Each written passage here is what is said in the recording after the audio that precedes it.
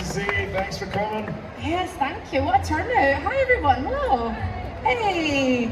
Guys, have you enjoyed your weekend in Birmingham? Oh, it's been fantastic. Yeah, I haven't been in Birmingham for like a dozen years. I already see loads of familiar faces. I've gotten to chat to loads of you. Thanks for coming by our tables.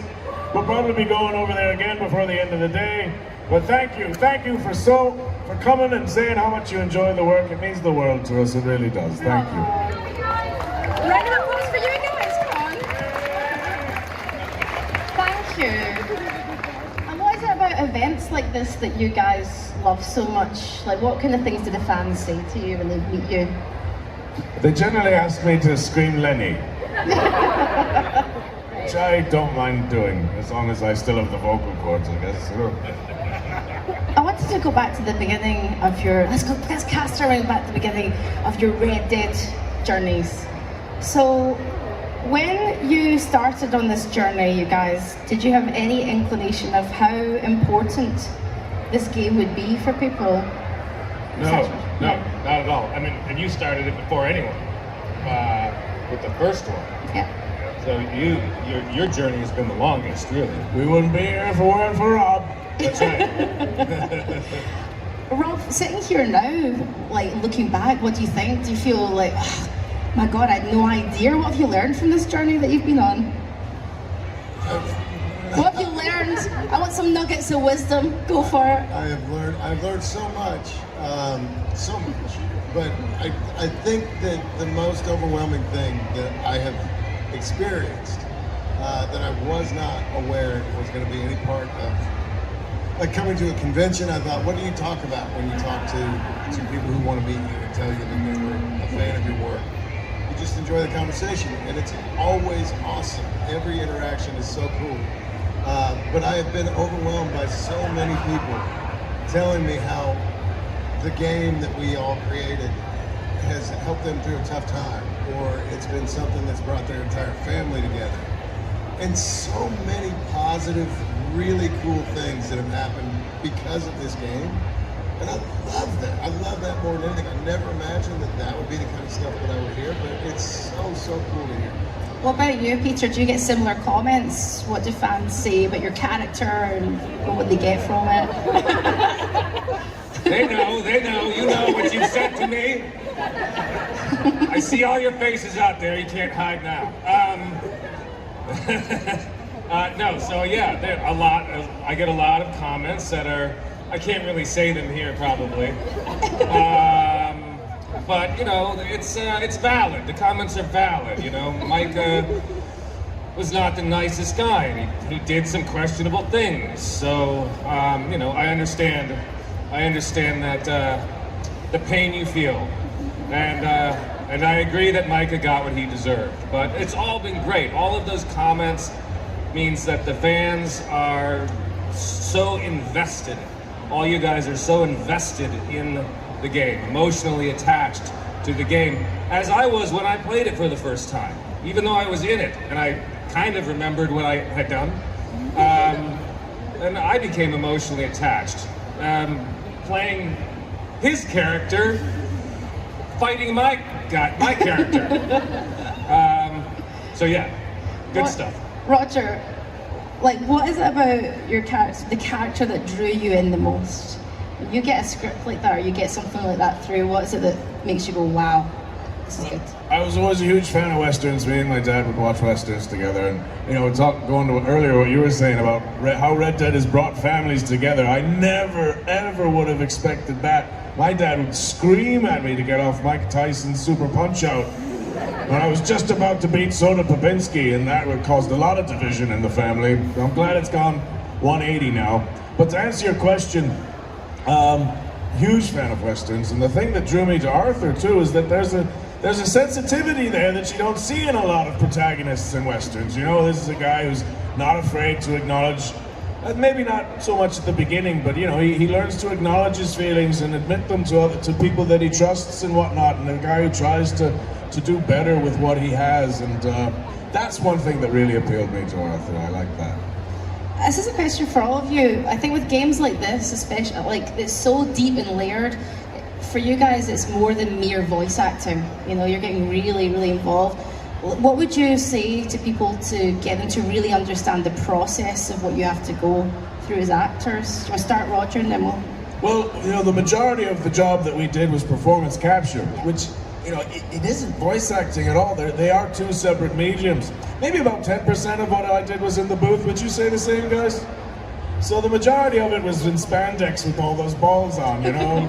Like what we saw, my first experience, at least entertainment-wise, was with Andy Serkis in Lord of the Rings, and then I started doing mocap maybe 15, 16 years ago, and I just think it's a fascinating medium, you know, especially for gaming, and we're seeing it more and more in film now as well.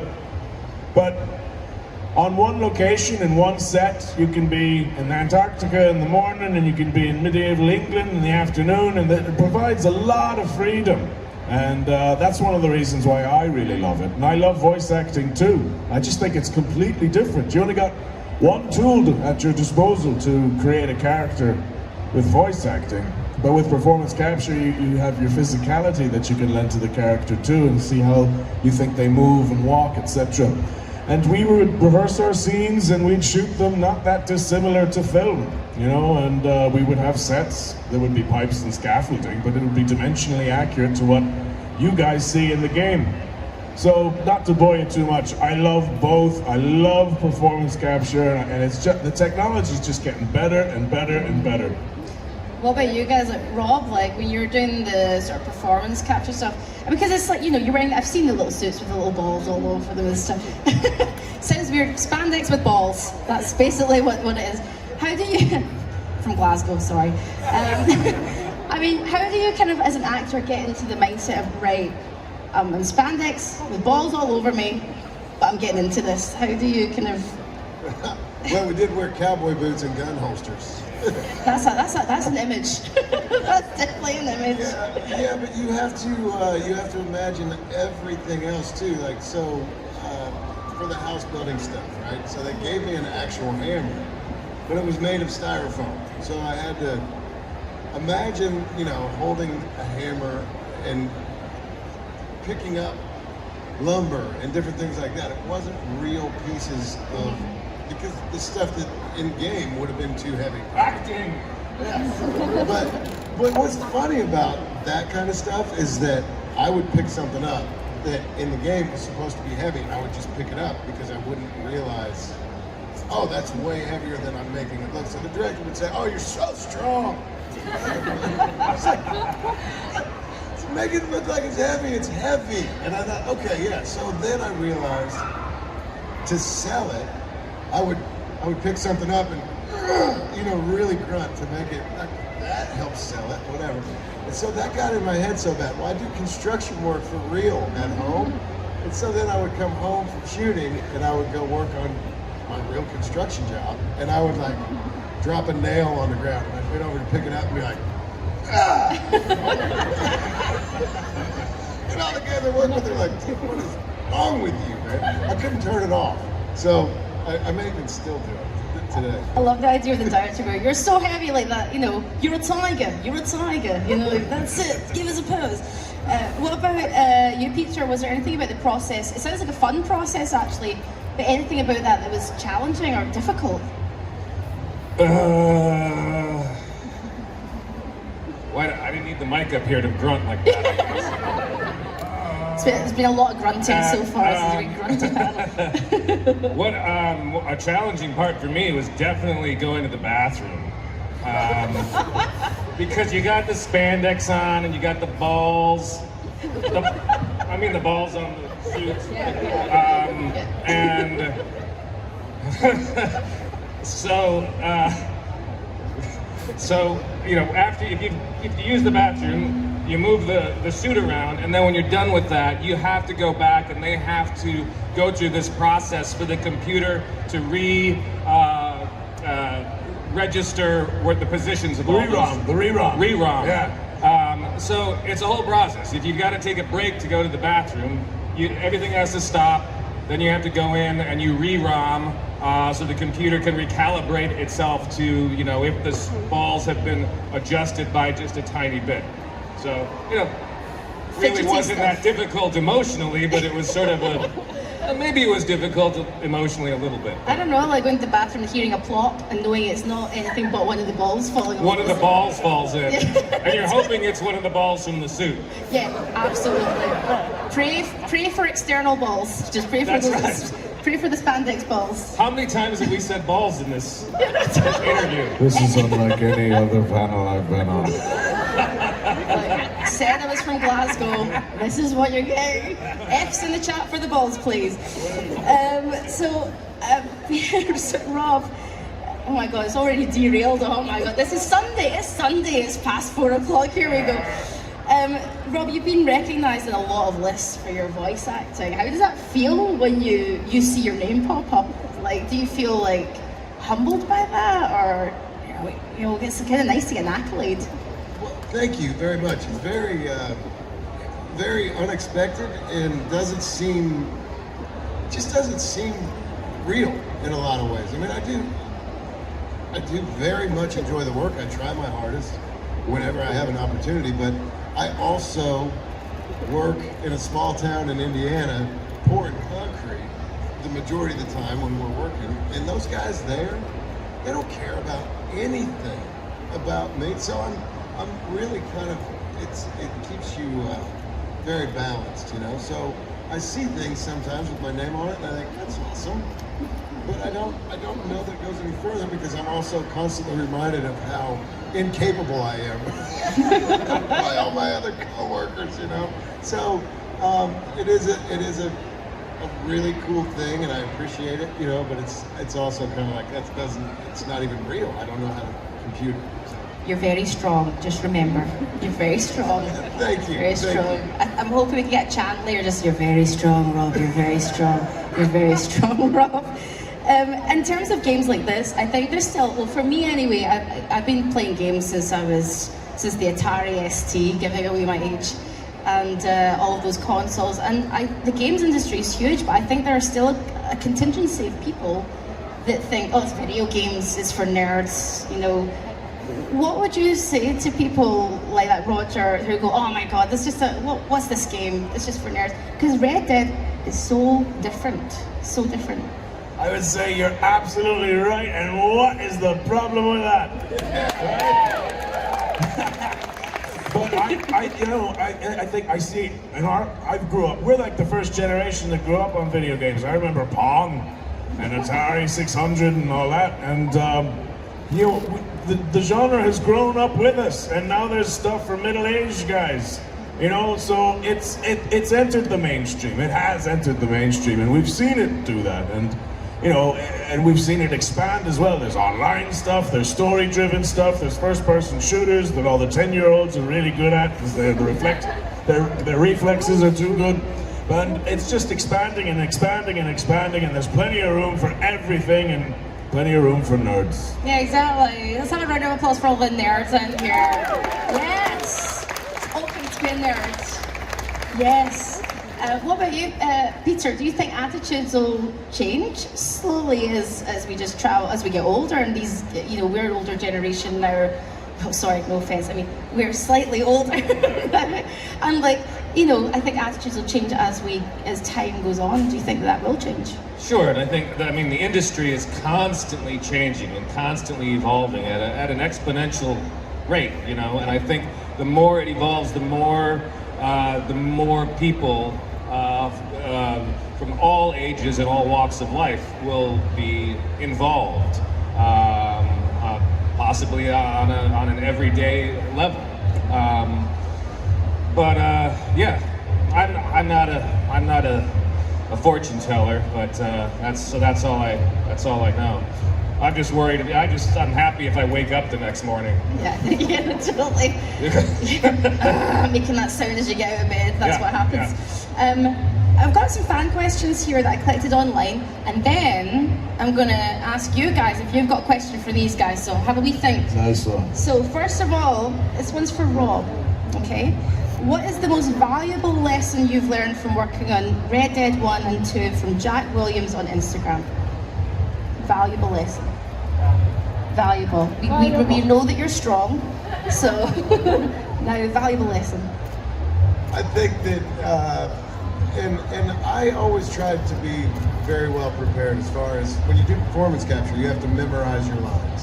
And a lot of people weren't made aware of that, or weren't, somehow came in confused and thought that they were going to be able to walk around with their script and just read their lines. And so it was always really embarrassing to see for that person, whoever it was. And it didn't happen often, but it happened enough to make you think, just whatever it is that you're getting into, know what is expected of you before you show up to do it, and be prepared. I think that that is a very, very important thing. Be ready. Be ready, very valuable lesson. This is for all of you. We'll start with Roger here and then we'll go down.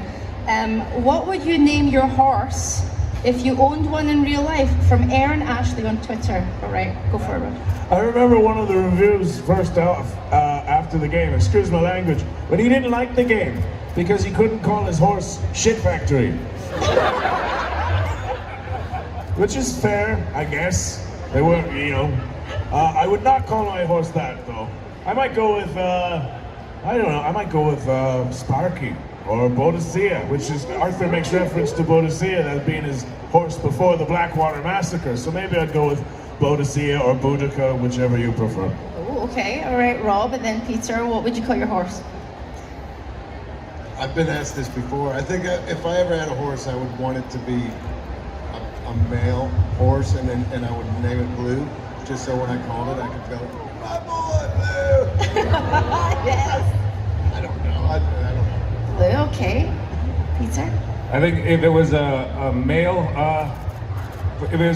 horse, Bubbles, and if it was a female horse, Bubbles.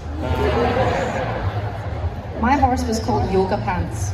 Yoga Pants. Yes, That's a Yoga good one. Pants, yeah. I got someone in the chat was streaming it to name it, and I loved it. So that's my... Did you get to the end of the game with Yoga Pants? or- Yeah. Oh, no, Oh. Yoga Pants, sadly, no, Yoga Pants, I lost Yoga Pants. Oh. And then I ran over a few dogs and I felt very guilty, and I had to not play the game for a few days because I felt a bit bad. Killed a couple of dogs. I'm sorry about Yoga Pants. Streaming it. Oh, thank you. Okay, so what was the hardest scene to film during your time working on Red Dead? This is for all of you. It's from Adamo on Twitter. Let's start with Peter this time. The hardest scene to film? I think one of the most physically demanding ones for me was, I guess, possibly the last scene. There were a lot of physically demanding scenes because there are a lot of fights, there's a lot of action, a lot of running around. But the last scene that I have with Arthur was, of course, very physically demanding. We're tumbling around, rolling off of cliffs, a lot of wrestling each other, and you know, Roger and I are, you know, I feel like we're pretty close, but you know, that was getting pretty intimate, especially when you're wearing the spandex outfits. With the balls. So it was, but yeah, that took a lot out of me anyway. But in a great way. It was, you know, it was great for my thighs. It was good thigh work. Yeah, very demanding, physically demanding. That whole final fight sequence with Roger. What about you, Rob? I'm gonna try this.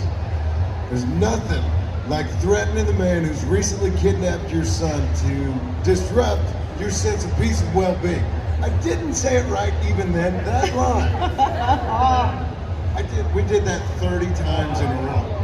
And I kept thinking like, we've got to stop. I'm not going to do it right. And they didn't stop. That's when we head up to Bronte's place to give Jack back, wasn't it? Yeah. I still can't say it. It's still the hardest thing. What about you, Roger? Crouch running. Definitely crouch running. Because you'd have to do it like this, you know. And then we're crouch sneaking. And then we're crouch sneaking with one gun. And then we're crouch sneaking with two guns. And then my thighs are falling off.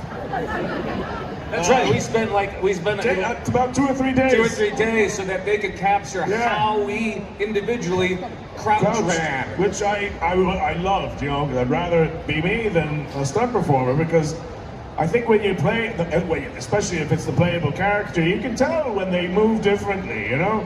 So that can pull you out of the immersion, I feel. And then the other ones were all the spoilers, all the deaths, because I knew they were coming. I remember the first mission, one of the first things we did was the debt collecting mission with Downs. And it was very specific on the page. It says Downs coughs in Arthur's face. And I was like, what is that all about? So I spoke to our wonderful director, Rod Edge, and he says, oh yeah, you get TB. And I was like, oh, so then I'm Googling, when was the cure for TB? Oh, okay. Yeah, so that was, crouch running though was even harder. Who's got the strongest thighs out of all three of you? Who's the best crouch runner? Well, it's gotta be Rob, right? Rob is strong. He's strong. I'm so strong. Rob is so strong. Rob has great thighs, fantastic thighs. Very strong thighs. I can see a whole merch line here, like gym stuff. Rob is strong. I'd wear that to the gym. Wear like a nice vest, Rob is strong vest. And no matter what you do at the gym, though, you have to really like. Just lunge. Just lunging, going, Rob is strong. Rob is very strong. You got to sell it. Before we ask the facts, so I'm going to ask you guys in a second, but I wanted to ask you guys as actors and with a community and a fan base behind you when you come to these things, like, how important is it for you all to inspire people with your work and then give people positivity? Because what you do does gives people a lot of positivity. Roger. Oh, it's absolutely integral. I mean, it's why I do it, you know. And this is beyond my wildest dreams. I was before I started working on Red Dead, I was an off-Broadway actor who did the odd bit of voiceover and audiobooks. And I was happy that I was able to keep working and that I was able to, you know, pass on, that the audience appreciated some of my work, but then to get access to an audience the size of you guys is something that I never imagined in my wildest dreams. And the fact that you come here and tell us how much you like the work and how much it meant to you and how it brought you closer to your family members, like we were saying earlier, how it helped you come to terms with someone you may know who passed away, how it helped you through COVID.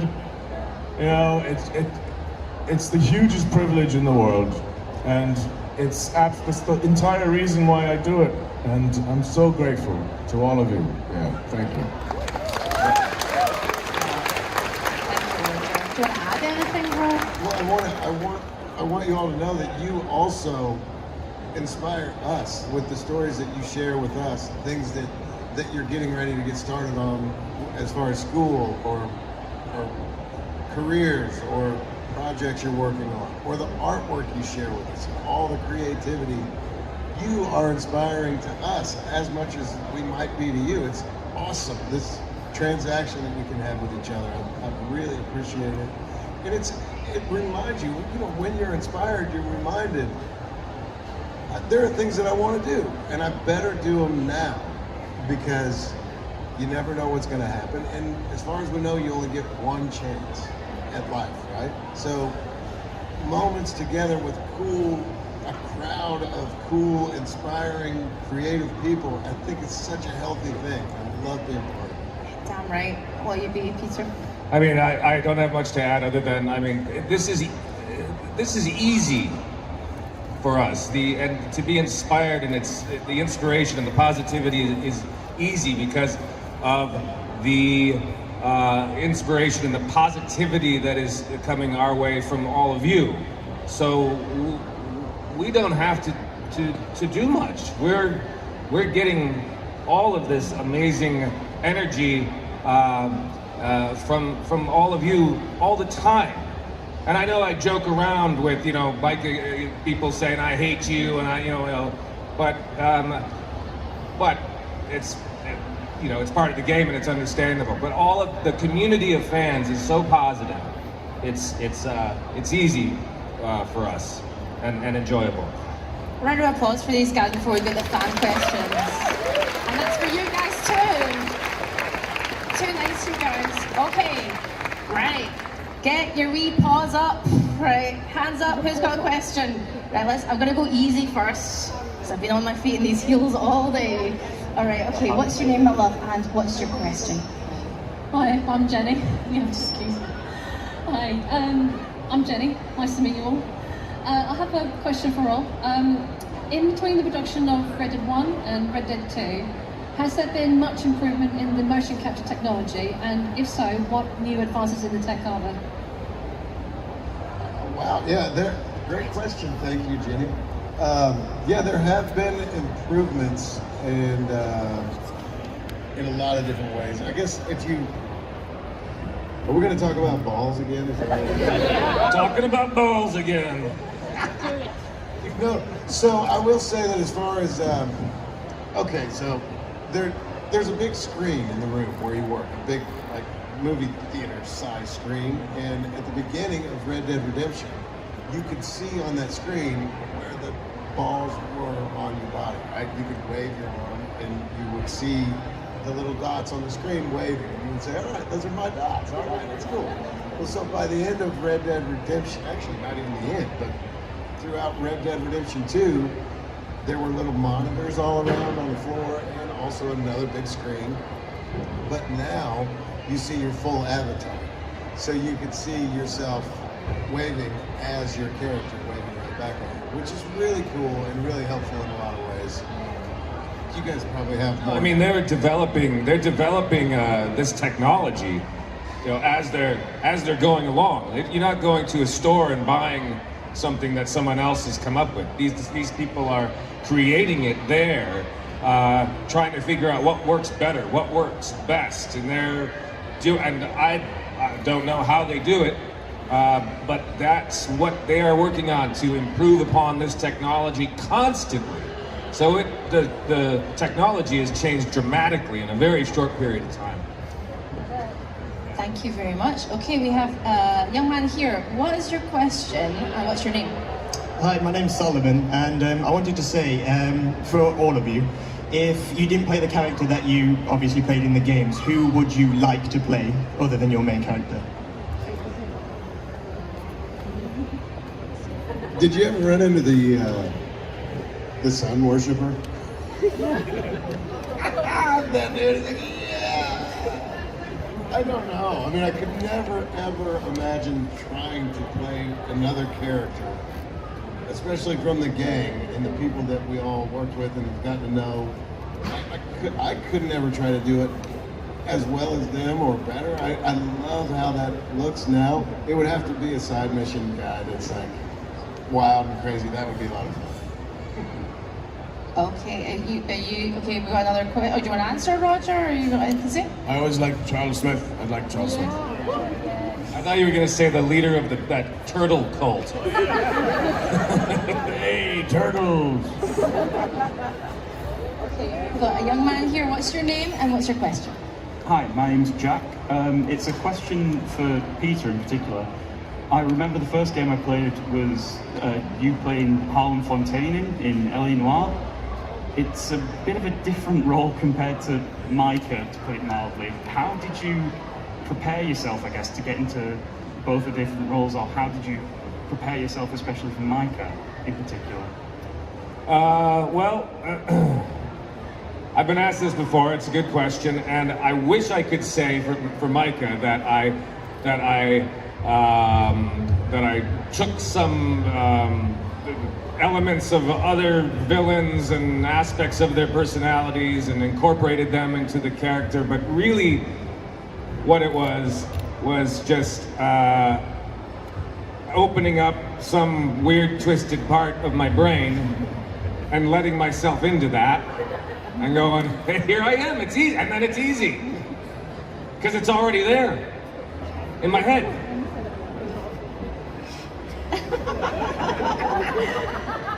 And I hope that doesn't really answer your question, but that's the best I can give you. We're learning a lot today. Balls, strength, madness. Madness.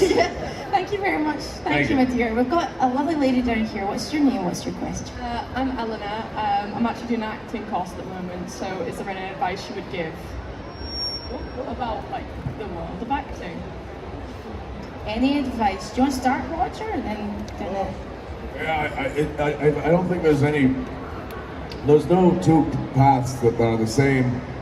But I would say that life experience is very important, and seeking out truth, and work begets work. Constantly challenge yourself, get out of your comfort zone, and read, and just keep at it. Good luck. Lots and lots of good luck. I guess my advice would be, if you have an audition and someone wants you to be a lot, whether it be really angry or maybe they want to hear you yell or whatever it might be, just give them everything you got, because they can always tell you, all right, do it again, but just bring it back a little bit. If you don't give them everything that you got, they're going to assume that's the best you got. So don't sell yourself short. Let them tell you to bring it back. You know what I'm saying? And with what Roger said, getting out of your comfort zone, I think is crucial, because we all have these various insecurities, and some you don't even realize are there until you're asked to do something or do something with the character. It might even be as simple as doing something with your voice in a way that you've never done before, and suddenly you realize that makes you feel really uncomfortable. You don't know why. But continue to try to get out of your comfort zone, even if it's in small ways, even if it's just by yourself, and to keep moving forward in that capacity. thank you very much, and good luck with the acting. Yeah. Good Any luck. broken limbs? I've got a question here from this lovely lady. What's your name and what's your question, my dear? Hi, I'm Louise. I'd like to ask all three of you the same question. If you could go to any real life location of where your video game roles were, where would you go and what would you wear? Kind of fun that you would have together. Do you want to start, Roger? Go for it. I'd go to Tahiti in a mankini.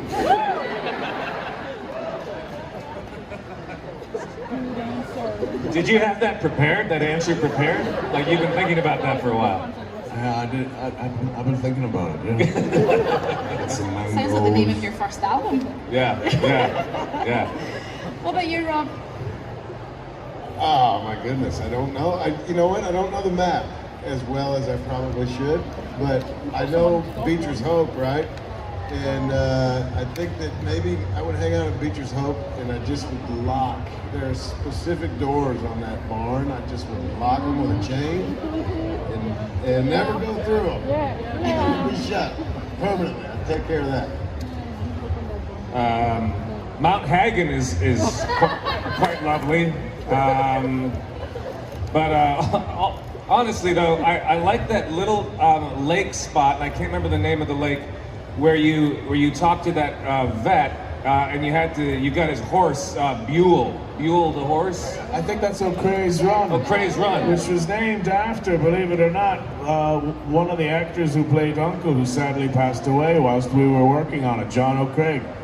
That's and they right. named the lake after him in the game, which was really nice. Yeah. Well, that's my spot. Thank you for. Yeah. Oh, sorry. Go on. No, that's- Oh, thank you for your question. Okay, this lovely lady here. What's your name? What's your question? Gia. Hello, howdy, I'm Gia. My question is mainly for, I'll call you Arthur and Micah, sorry, because your name's muddled up now. You two have played the game, I know that, so when you play it, what's your personal Arthur? Is he high on it or low on it? And which do you personally think is the canon Arthur, the real Arthur? Well, it's called redemption, right? So I think there needs to be a journey from bad to good in order for that to make any sense.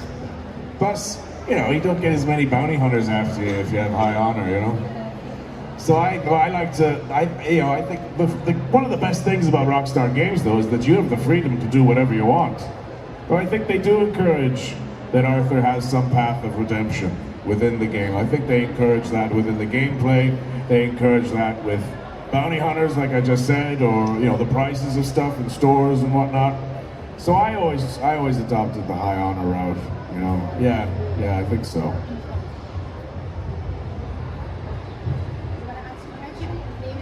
Hello, I'm Jade. I'd just like to know, between the three of you, what was your most memorable or favourite line from the time you spent on Red Dead, please? You all did an incredible job and it's nice to meet you all. Thank you. Thank you, Jade. I love the line, "Have you seen my squirrel?" That's easily my favorite. It's ridiculous. I love it so much. Thank you. Nice to meet you. There was a really funny one. It wasn't mine. It was some other. It was a new kid. He had never been in a mocap studio before, and he was kind of nervous. And the director gave him an unscripted line. So the basic premise was he was a bodyguard, and gunshots are heard, and they had to tackle some guy down to the ground. And he said, "So when that happens, you just yell, 'Get down, get down!'" That's pretty much it. And the guy goes, "Yeah, okay."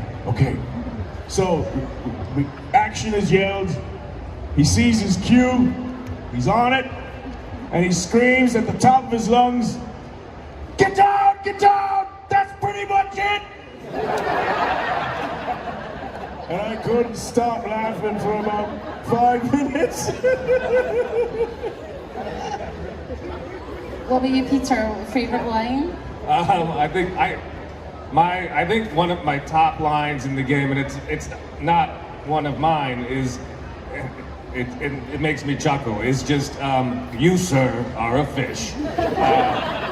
Every time I play that game and that line comes out of him, I just sit there by myself and I just laugh. I just chuckle by myself. It's the stupidest thing. Thank you, Jade, for your question. I've got this gentleman here. Oh, it's you. Oh, sorry, my love, sorry. What's your name and what's your question? Rebecca. Hiya. I was just wondering what your favourite scene in the game is, whether it is like in the main story or the side missions. Were there any that specifically stuck out to you in particular?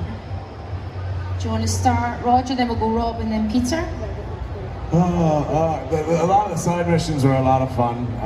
Nothing really jumps out to my head at the moment. I did like the brother and sister, the incestuous brother and sister. They were a hoot, man. They were really funny, man. It was a joy working with them. That was fun. So there's the, you can tell me when this happened, but so.